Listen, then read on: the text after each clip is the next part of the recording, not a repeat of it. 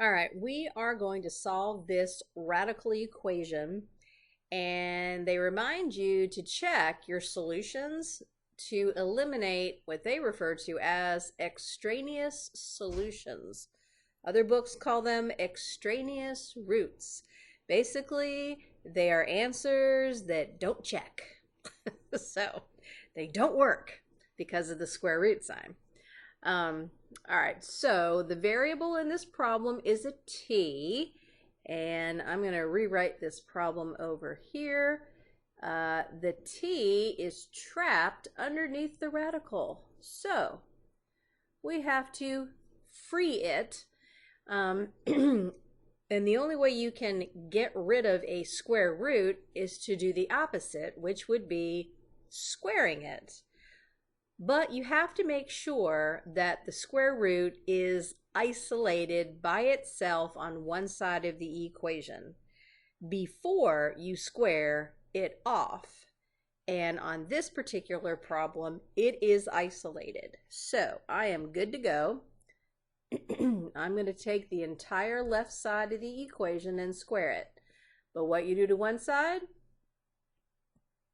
you got to do to the other. Now, let me grab a highlighter here.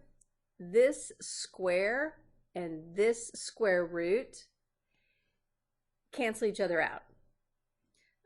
For example, if I took the square root of 9 and then turned right around and squared it, the square root of 9 is 3, and then 3 squared is 9. The square and the square root cancel each other out because I started with a 9 and then I ended with a 9. That 9 never changed. The square and the square root cancel each other out. So they're gone. All right. So over here, I'm just going to have the 7t plus 5 because the square root sign goes away. On the other side, I actually have to square the 7. 7 squared is 49. And now I'm going to take the steps necessary to get t by itself. I will subtract the 5 because it's the opposite of adding 5 to cancel that out.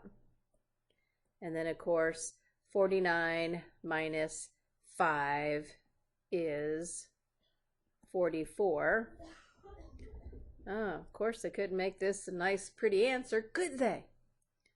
And then the last step would be to take the 7t and divide by 7.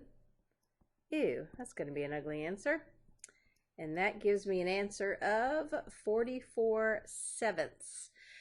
So if I were to take this 44/7 and plug it back in here to see if it checks, this would be 7 times the 44/7 plus 5, and that is all underneath the radical.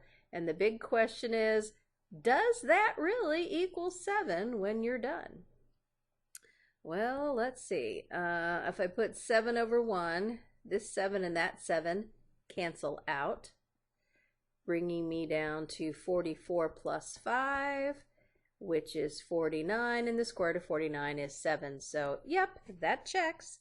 So this is my answer for t. So let's go back to Mobius and check it. And it says enter the exact answers. The field below accepts a list of numbers. Matter. Well, it's a fraction, so 44/7. They didn't give me the option for the equation editor, so there you go. There's my answer. And again, you know, Mobius, once you've typed in your answer, it'll show you the steps. There's the exact same steps that I did. So that's it. Radical equations. They're very radical.